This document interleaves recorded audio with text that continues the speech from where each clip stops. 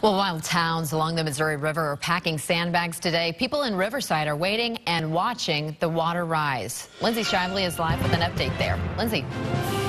Hey, good morning, Amy. There's a couple reasons that all they can really do is wait. One of them, the first half of it at least, is this gate and levee system. They are banking on this thing. They put it in after the '93 flood, did so much damage, and this is really going to be the first time that it is really going to be pushed with the water they are expecting. Now, they are watching the water levels like crazy on the Hannibal Grange Bridge that is just a couple miles downriver from here. It runs right along the Broadway Bridge by River Market. The railroad bridge is where they have that ruler about how high the elevation of the water gets. Just to give you an idea, they think it's going to get about 730 feet above sea level, and usually it runs in 715 area range. In '93, it hit 748. So the good news is there's going to be a significant drop from those record-setting levels. That's not the kind of water they're expecting, but still enough water that they are expecting to see some flooding, and they are expecting the high water to stick around for an extended period of time. The other reason that they aren't putting sandbags down anywhere, they're expecting this levee system to protect most of town.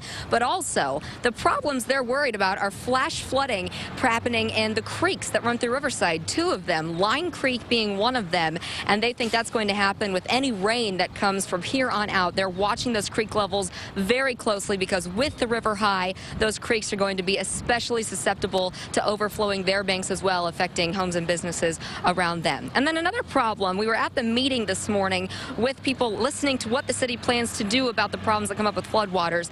Questions being asked by residents for a solid half hour, not really having to do with floodwaters, but what to do about the sewage backup that comes for businesses if they have any kind of storm drain, because it doesn't even have to be flooding oftentimes for a problem to come for them. But if it floods, it becomes most definitely a problem inside their businesses. The outside can be dry, and if you've got sewage come up through the inside, you're not going to be able to get into the building to work and do the things that are needed to continue the daily grind. And unfortunately, the city's response is the sewer program here is run by Kansas City, Missouri, not the city of Riverside. So plug your drains if you have them in your sewer system inside your building and you know there's going to be water coming. Also call Kansas City, Missouri Water Department to try to get extra tips if you feel like you need extra help. And by the way, we've asked when they are expecting to see water here in Riverside, in Parkville. Seems like every person we talk to has a slightly different answer. The earliest we've heard is Thursday. The latest is next week, in the early part of next week. Mostly because it's not a science. They just really aren't sure how much water is going to be here and when exactly it will arrive. For now, we're live. Lindsay Shively, NBC Action News.